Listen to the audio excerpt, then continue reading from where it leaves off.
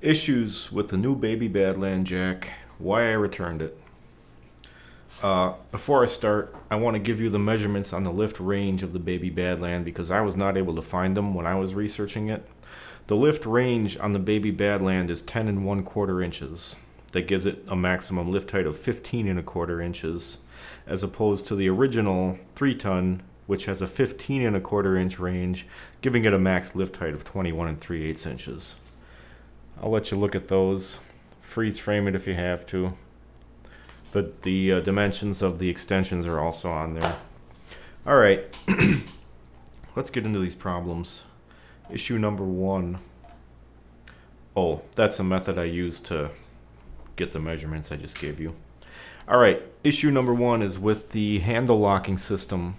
What you're looking at here is the OG 3-ton jack, and this is the notch that the plunger extends into to lock the handle in its angled position. It's milled into the frame and it works perfectly. This is the one on the baby. This notch is part of a block that is bolted to the frame of the jack with 2 bolts sandwiched through the side of the frame. One of those bolts goes through this chrome tube. The other one threads into this pin here. The issue with this is that there's no way in hell that those bolts are going to hold this block tight enough to stop it from moving a little bit. And it moves because of there's a little bit of tolerance in the holes for the bolts. The problem with this block moving a little bit, and it only moves like a millimeter or less, the issue with that is due to a new feature that they introduced on the baby Badland, which is the ability to lock this handle in the horizontal position. It's locked in the horizontal position right now in this picture because I had to kind of fiddle fuck with it and get that block to move to where it would lock.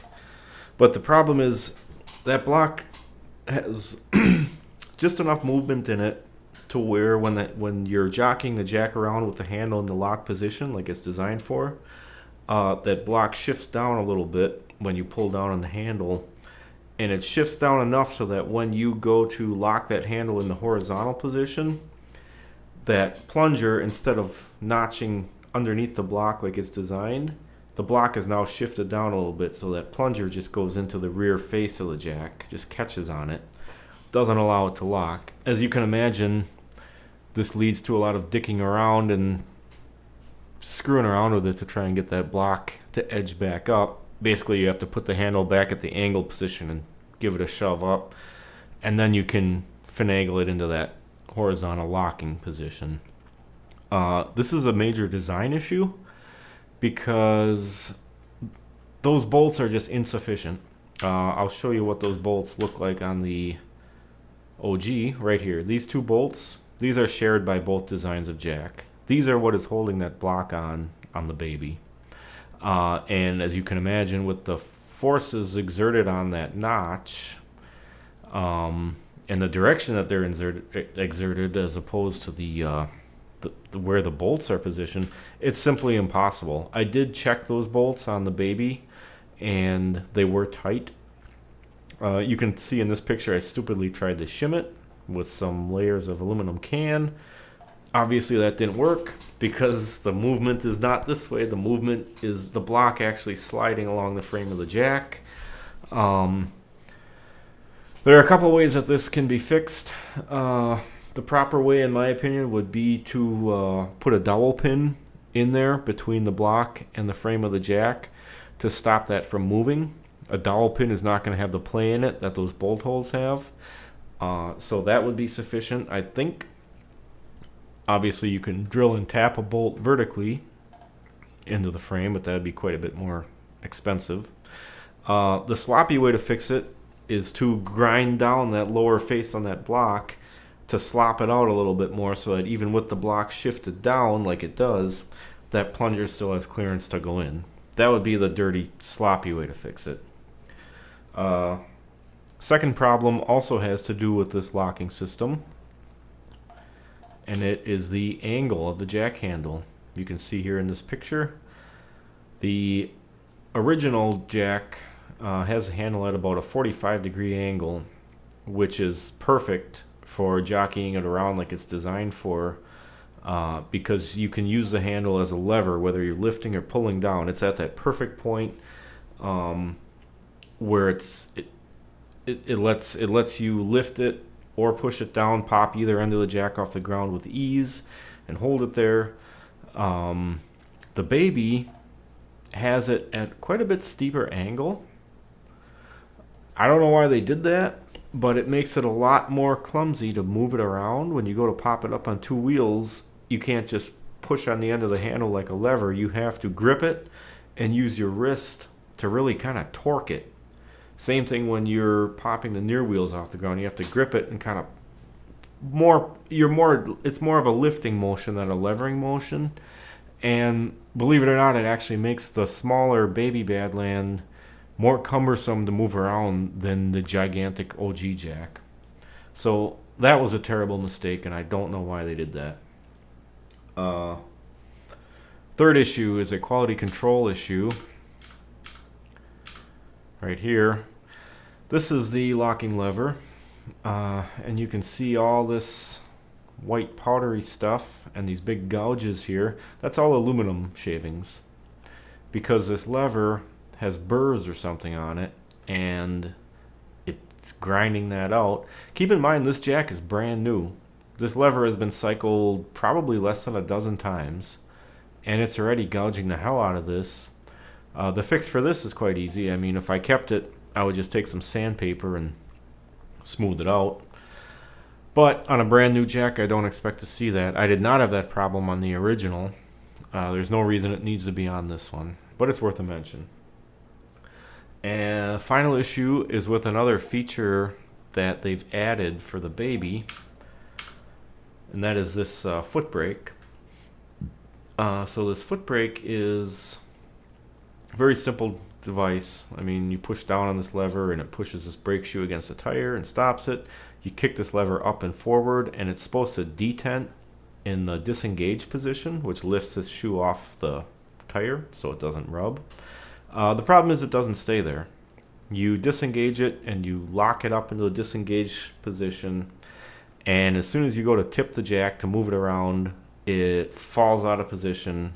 That brake shoe falls against the tire, it rubs against it, and it makes noise, and it pisses me off, and it's a failed design. It needs to be tweaked.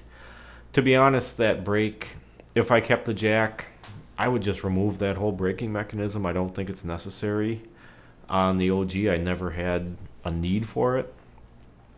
So those are the four issues that mainly caused me to return this jack. There is a fifth issue, which is simply a matter of the of handling the jack. It feels much heavier than it actually is. I think the baby weighs just under 50 pounds. The OG weighs just over 70 pounds. So we're talking over a 20-pound difference. But the baby seems to be just as clumsy. And I think that is due in large part to how well the OG is actually designed and balanced. They both have this bail handle in the middle that you can pick up. And when you pick it up, the jack...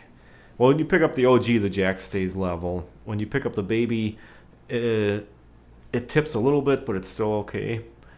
But the original handles its weight very, very well. The original feels lighter than a 70-plus pound jack. The baby feels heavier than a sub 50-pound jack. Even picking them up one in each hand, the difference was not quite as noticeable as you might think.